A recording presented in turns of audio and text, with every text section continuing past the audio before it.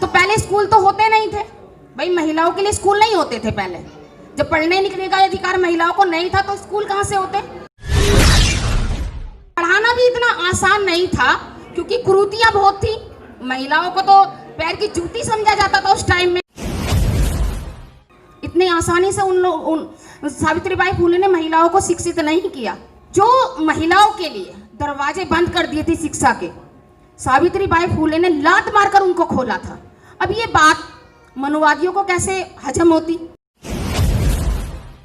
हमारे बीच में जो हमारे इस प्रोग्राम की अध्यक्ष हैं, उनसे मैं निवेदन करूंगी कि वो आए और जोरदार तालियों से उनका स्वागत करिएगा। साथियों, सम्माननीय पूनम अम्बेडकर जी, तथागत बुद्ध बाबा साहेब और अपने समाज में जन्मे सभी महापुरुषों और क्रांतिकारी महिलाओं को नमन करते हुए और यहाँ पर बैठे सभी अम्बेडकरवादियों को मेरा जय भीम।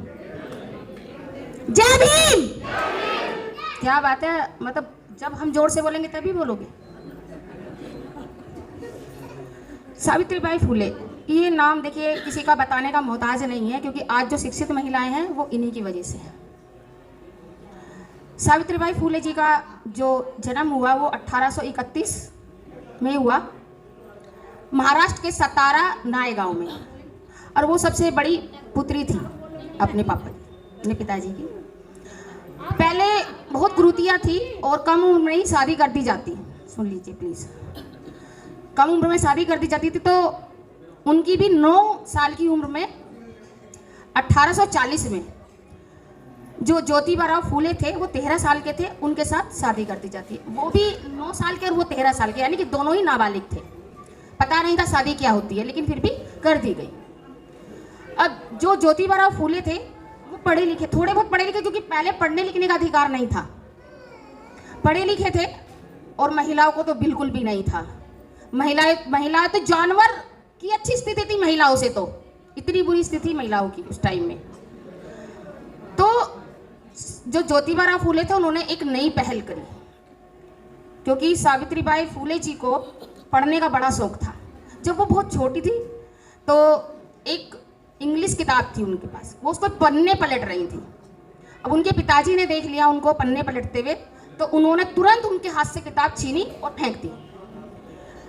फेंकने के बाद वो बाहर चले गए, तो माता सावित्रीबाई वो किताब उठा के लाई और उन्होंने प्रण किया कि मैं पढ़ूंगी जरूर, मैं पढ़ूंगी जरूर।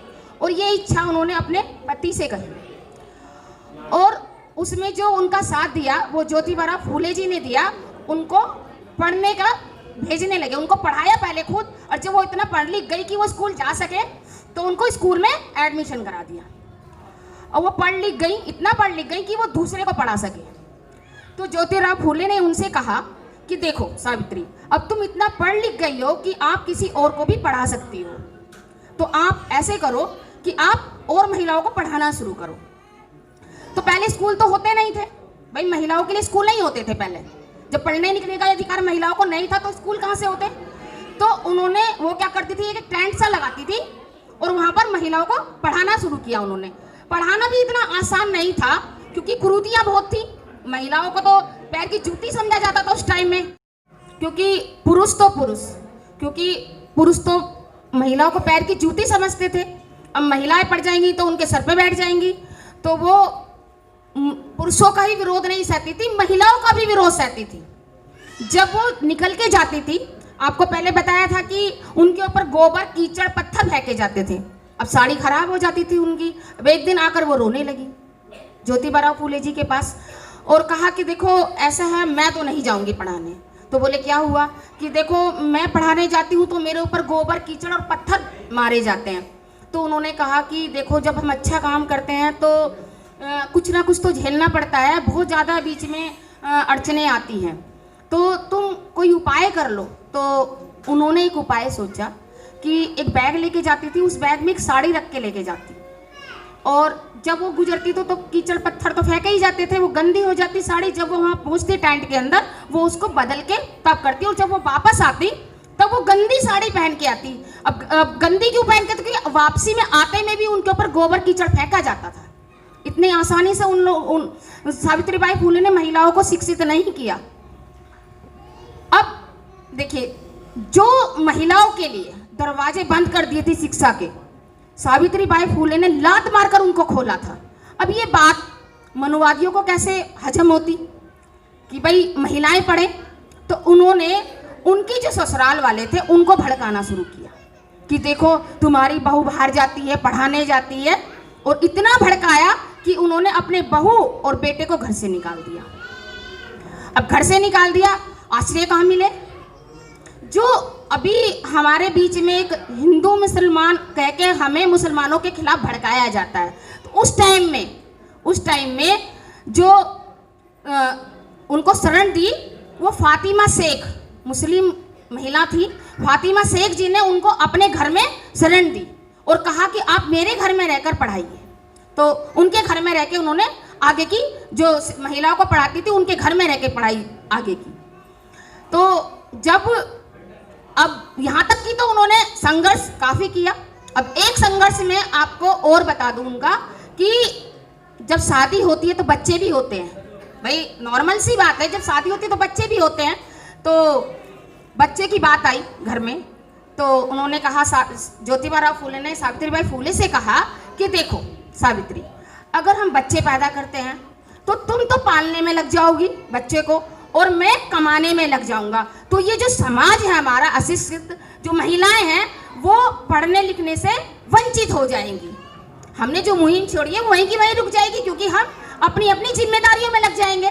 तो उन्होंने एक उपाय सोचा, उन्होंने कहा कि हम बच्चे पैदा ही नहीं करेंगे। ये बहुत बड़ा त्याग है एक महिला और पुरुष के लिए, वो भी शादीशुदा के लिए, कि वो बच्चे पैदा ना करें। तो उन्होंने किसके लिए त्याग किया? हम महिलाओं के लिए त्याग किया। इतना बड़ा त्याग कोई महिला नहीं कर सकती कि माँ बनने के लिए तैयार, लेकिन वो ये कह रहे कि मैं बच्चे ही पैदा नहीं करूंगी। तो उन्होंने ये त्याग हम महिलाओं के लिए किया। इतना बड़ा त्याग की मूर्ति थी हमारी सावित्रीबाई फुले। उन्होंने महाराष्ट्र का जो पुणे है उसमें सबसे पहला स्कूल खोला 1848 में। SC ST की जो बच्चियां थी, महिलाएं थी, उनके लिए स्कूल खोला। 18 स्कूल खोले उन्होंने। बहुत बड़ी बात है 18 स्कूल खोलना। और यहाँ तक स्कूल खोलने तक ही सीमित नहीं थी, वो समाज में जो कुरीतियां फैल रही थी, सती प्रथा, बाल विवाह, ये सब बहुत बड़ी बड़ी प्रथाएं थी जिनके अनुसार महिलाओं को, जैसे विधवा हो जाती थी तो उसका कोई मुंह देखना भी पसंद नहीं करता था उस टाइम में, और दूसरा विवाह तो कर नामुमकिन था उस टाइम में। उन्होंने उनका पुरजोर विरोध किया। सबसे पहले उन्होंने जो प्रतिबंधक गृह खोला, और प्रतिबंधक गृह जो खोला वो खोला उस्मान बेग। उस्मान शेख जो थे वो फातिमा शेख के भाई थे। उन्होंने अपना घर दिया कि आप इसमें खोलो। अब जो प्रतिबंधक जो गृह था वो क्या था? जैसे जो विधवा हो जाती थी महिलाएं, तो उनके जो घर के पुरुष होते थे वो शोषण करते थे उनका, चाहे ससुर हो, चाहे जेठ हो, चाहे देवर हो या अन्य रिश्तेदार हो। उनसे जब वो गर्भवती हो जाती तो या तो वो बेचारी आत्महत्या कर लेती थी, या फिर उनको बच्चे को गिराना पड़ता था, या उनको घर से ही निकाल दिया जाता था। तो अब उनको आश्रय कहाँ मिले? तो ये प्रतिबंधक जो गृह बनाया सावित्रीबाई फुले ने ज्योतिबा फुले के साथ में मिलकर, ये उनके लिए आश्रय गृह हुआ। उन्होंने कहा कि जो ऐसी महिलाएं, आप आत्महत्या मत करो, आप मेरे इस गृह में आके रहो, आपकी हर सुख सुविधाएं मैं दूंगी। उन्होंने वहां पर 100 गर्भवती महिलाओं ने वहां पे बच्चों को जन्म दिया उस गृह में। एक ब्राह्मणी थी, वो प्रेग्नेंट हो गई थी, गर्भवती हो गई थी, तो वो आत्महत्या करने जा रही थी। तो सावित्रीबाई फुले ने उसको रोका और उसे अपने घर ले आई, समझा बुझाकर अपने घर ले आई और उनकी पूरी देखभाल करी। उनके एक बेटा हुआ और उस लड़के को, ब्राह्मणी का बेटा था, ब्राह्मणी का बेटा ब्राह्मणी हो गया, उसको उन्होंने गोद लिया उस ब्राह्मणी से, और उसको अपना नाम दिया और उसको डॉक्टर बनाया, उस लड़के को डॉक्टर बनाया। ये देखिए, एक वर्ग की महिलाओं के लिए उन्होंने काम नहीं किया था, स्वर समाज की महिलाओं के लिए किया था। लेकिन यहाँ तो आजकल अपने समाज की महिलाएं भी उनको सम्मान नहीं दे पाती है। उनको पता ही नहीं होता है कि उनका जन्मदिन कब है, कब उनको सम्मान देना है, उनकी देवियां कौन है, उनको यही नहीं पता। जबकि हमारी देवियां तो यही है जिन्होंने हमारे लिए त्याग किया है, या नहीं? लेकिन हमारी महिलाएं काली पीली नीली धोलियों में लगी रहती हैं, लेकिन जो अपनी जो असली माता थी उनको याद नहीं करती हैं। अभी मैं एक भी महिला से पूछ लूं कि इनका जन्मदिन किस दिन आता है, किसी को नहीं पता होगा। देखिए आज तो पता ही है सबको, सभी बता देंगी, लेकिन अगर मैं पूछूं कि जो हमारी बाबा साहब की जो घरवाली थी रमाबाई, उनका जन्मदिन कब आता है, बता दो चलो, नहीं पता ना किसी को। तो मैं वही कह रही हूँ कि जो हमारे समाज में जो सच में देवियां हैं जिन्होंने हमारे लिए त्याग किया, उनको कोई नहीं जानती, जबकि उनके जन्म दिवस पर हमें उन्हीं की तरह जैसे त्योहार मनाते हैं उन्हें, क्योंकि अगर वो जन्म नहीं लेती तो हमारा उद्धार कभी नहीं होता। ये अभी मैंने आपको बताया कि भाई जो गर्भवती महिलाएं होती थी उनकी बहुत बुरी स्थिति होती थी, उनके लिए तो उन्होंने प्रतिबंधक गृह खोल दिया। अब उन्होंने उसके बाद में 1873 में 24 सितंबर 1873 में उन्होंने एक समाज शोधक स्थापना की, समाज सुधारक स्थापना की, सत्य समाज शोधक समाज की स्थापना की, जिसमें गरीब लड़कियों के विवाह कराते थे वो गरीब लड़कियों का। और कोई मतलब जैसे अब तो वो भी चलते हैं, क्या बोलते हैं ये, दहेज, बिना दहेज की शादी कराई जाती थी। उसमें पहला जो विवाह उसमें करा, क्योंकि विधवा विवाह पहले नहीं होता था, पहले उसका मुंह देखना भी कोई मंजूर नहीं करता था। पहला जो विवाह करवाया वो 25 दिसंबर 1873 में करवाया सावित्रीबाई फूले ने। और ये मिसाल है कि पहला विवाह हुआ था वो जो विधवा विवाह हुआ, जो सावित्रीबाई फूले ने करवाया। ताली तो बजनी चाहिए उनके काम के लिए, क्योंकि अगर वो विधवा विवाह नहीं होता तो आज विधवा जो है वो पहले जैसे जिंदगी जीती थी ना। पहले जिंदगी कैसी थी, एक कोठड़ी में बंद कर दिया जाता विधवाओं को, और उनका मुंह देखना भी नहीं, किसी भी कार्यक्रम में वो शरीक नहीं होती थी, यहाँ तक कि उनका सर मुंडवा दिया जाता था। अब इस पर भी सावित्रीबाई फूले ने मुहिम चलाई। अब मुहिम कैसी चलाई, क्योंकि उस टाइम तो मनुवादियों का पूरा जोर था, उन्हीं की प्रथाएं चलती थी, तो उन्होंने मुहिम क्या चलाई कि नाई, क्योंकि नाई तो बाल काटता है, उन्होंने नाइयों से जाकर बात करी, उनसे प्रार्थना की, उनको समझाया कि आप जो है इन विधवा महिलाओं के बाल काटना बंद कर दीजिए, तो ये जो प्रथा है इससे मुक्ति मिल जाएगी। ऐसा नहीं है, कुछ अच्छे लोग भी होते हैं। जब सावित्रीबाई फूले से उन्होंने सुना कि भाई इस तरीके से जो जैसे मैं आपको समझा रही वैसे उनको भी समझाया, और काफी नाई समाज से उनके साथ में हो लिए इस मुहिम में, और उन्होंने प्रण ले लिया कि हम किसी भी विधवा के बाल नहीं काटेंगे। इस तरीके से उससे मुक्ति मिली। सती प्रथा जो है, पहले जैसे अब हमारी पति खत्म हो जाता है जैसे, तो शादी हो जाती है हमारी, लेकिन पहले शादी नहीं होती थी। पहले क्या होता था कि जब पति मर गया और जैसे चिता लगाई गई तो उस चिता पे उस स्त्री को जिंदा ही बैठा दिया जाता था, यानी कि वो जिंदा जलाई जाती थी। पति तो मर गया लेकिन वो स्त्री जिंदा होने के बावजूद उसको बैठाया जाता। बाप माँ भाई सब देखते, रोते रहते, लेकिन कोई रोकता नहीं था, क्योंकि प्रथाएं ऐसी थी। तो उस प्रथा के विरोध में भी जो सावित्रीबाई फुले थी उन्होंने मुहिम चलाई। देखिए उन्होंने पुरजोर विरोध किया इनका। उसके बाद जो इन सब चीजों से हमें मुक्ति मिली, वो मिली हमें किससे? संविधान से। हमारे जो महापुरुष इससे पहले रहे उन्होंने इनका विरोध किया, पुरजोर विरोध किया। शुरुआत तो उन्होंने ही की, लेकिन इसका अंत कहाँ किया? बाबा साहब ने हिंदू कोड भी लिखा महिलाओं के लिए, लेकिन वो पारित नहीं हुआ। ठीक, टीस तो थी बाबा साहब के मन में, लेकिन उन्होंने जब उनको संविधान लिखने का ऑफर आया तो उन्होंने वो सारी टीस जो है वो संविधान में खत्म कर दी, और महिलाओं को इतने अधिकार दे दिए कि शायद पुरुषों के पास में इतने अधिकार नहीं होंगे। लेकिन कुछ महिलाएं तो बाबा साहब को भी नहीं जानती कि कौन बाबा साहब है। आधी महिलाओं के घर में तो 33 करोड़ के तो 2-4 के पोस्टर मिल जाएंगे, लेकिन बाबा साहब का नहीं मिलेगा, ये गारंटी दे रही हूं मैं। हमारे में भी नहीं थे, मैं ये थोड़े ना कि मेरे में ही भी थे, मेरे भी घर में भी नहीं थे, क्योंकि हमें जब नहीं मालूम था।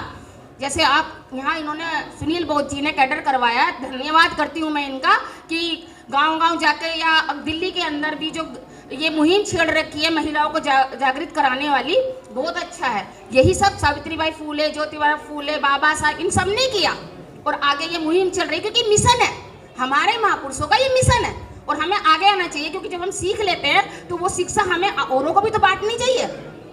हमारे घर में भी नहीं थे, लेकिन आज हमारे घर में बाबा साहेब भी हैं, तथागत बुद्ध भी, अन्य महापुरुष, सारे महापुरुष हैं। क्योंकि एक्चुअली जो देवी देवता है वो है हमारे, क्योंकि उन्हीं की वजह से आज मैं यहाँ पर बोल भी रही हूँ, आपको बता भी रही हूँ। तो आपको भी सोचना चाहिए कि हमें इन महापुरुषों को अपने घर में लाना चाहिए और इनकी जो विचारधारा है उसको अपनाना चाहिए, क्योंकि इस विचारधारा को अपना कर भी आप आगे बढ़ सकते हैं। अन्यथा अगर आप चाहें कि इन 33 करोड़ की विचारधारा को अपनाओगे तो इनसे तो आप शराबी, और क्योंकि जितनी भी देवी देवता आपको पता है, मुझे बताने की जरूरत नहीं है। ये उनकी गलती नहीं है, गलती हम लोगों की है, क्योंकि हम अपने महापुरुषों को पहचाने ही नहीं। जब पहचानेंगे नहीं तो उनकी विचारधारा कैसे पता चलेगी हम लोगों को? क्योंकि अपना इतिहास जानिए। मैं कहती हूँ आप पढ़ी लिखी भी नहीं है, आपके बच्चे तो पढ़े लिखे हैं, उनसे कहिए कि बाबा साहब की किताब लाओ, ज्योतिबा फूले की किताब लाओ और हमें पढ़ के सुनाओ। ये भी तो हो सकता है ना। उपाय तो बहुत है। जानने के लिए जुनून होना चाहिए किसी चीज को, जो हमें अपने अंदर खुद जागृत करना पड़ेगा। जब तक जुनून नहीं होगा आप किसी चीज के बारे में बिल्कुल नहीं जान पाएंगी। तो सबसे ज्यादा मुझे महिलाओं से आग्रह है कि आप जो हैं सावित्रीबाई फूले, माता रमाबाई, झलकारी बाई जो हैं वो भी, फूलन देवी, इन सब की किताबें मंगाकर अपने बच्चों से, जो पढ़े लिखे हैं वो खुद पढ़े, नहीं तो अपने बच्चों से, लड़कियों से पढ़वा कर उनको सुने। तब आपको भी पता चल जाएगा कि किन महापुरुषों ने हमारे लिए कुछ किया। और सावित्रीबाई फूले ने उसी टाइम में जब उन्होंने अपने बेटे को जो गोद लिया था, उसको डॉक्टर बनाया था, उसी टाइम में एक प्लेग बीमारी, जैसे अभी कोरोना चल रहा है ना, कोरोना, ये तो खैर कोरोना का तो नाम ये है नहीं, लेकिन उस टाइम में प्लेग बीमारी चली थी। सावित्रीबाई फूले के टाइम में प्लेग नाम की बीमारी चली थी और प्लेग बीमारी में जो सावित्रीबाई फूले थी वो सबसे आगे रही। उन्होंने अपने बेटे को पत्र लिखकर बुला लिया वहां पर गांव में, बुलाकर एक उनकी सहायता से एक स्कूल भी खोला, हॉस्पिटल खोला। उस अस्पताल में वो उन बीमारों को उठा कर लेके आती थी। ये भी नहीं सोचती थी कि एक संक्रमित बीमारी, वो संक्रमित बीमारी थी जिसे छूने से हो जाती थी। एक गांव से उनको पता चला कि वहां पे एक बच्चा बीमार है, कोई छू नहीं रहा था उस बच्चे को। वो गई और वहां पर पीठ पर लाद कर लेके आई, अपनी पीठ पर लाद कर लेकर आई उस बच्चे को। उससे वो जो संक्रमित बीमारी थी उनको लग गई और उनका परिनिर्वाण हो गया। और हमारे बीच से ऐसी जो महान शख्सियत थी, जो महिलाओं को जागृत किया शिक्षा में और इन कुरीतियों से, वो हमें छोड़कर चली गई। किसका फर्ज बनता है इस जो मुहिम को आगे बढ़ाने के लिए? सारी महिलाओं को बनता है। तो अब आप बताइए कि जैसे हम यहाँ पे आए हैं, आप भी जानकर ऐसे ही गांव-गांव और मोहल्लों में जाकर महिलाओं को जागृत करेंगी। हाथ उठा के बताओ कितनी महिलाएं करेंगी? भाई ताली तो बजा दो। अब मैं देखिए, बाबा साहब के लिए मैं 4 लाइनें हमेशा बोलती हूँ और वही 4 लाइनें कह के मैं अब अपनी वाणी को विराम दूंगी। बाबा साहब आपने कमाल कर दिया, बाबा साहब आपने कमाल कर दिया। बरसों की गुलामी से आजाद कर दिया। मान सम्मान की जिंदगी से महिलाओं को माला माल कर दिया। मान सम्मान की जिंदगी से महिलाओं को माला माल कर दिया। इसलिए मैंने भी अपना जीवन भीम मिशन के नाम कर दिया। इसलिए मैंने भी भीम मिशन के नाम। जय भीम, नमो बुद्धाय। सभी का साधुवाद।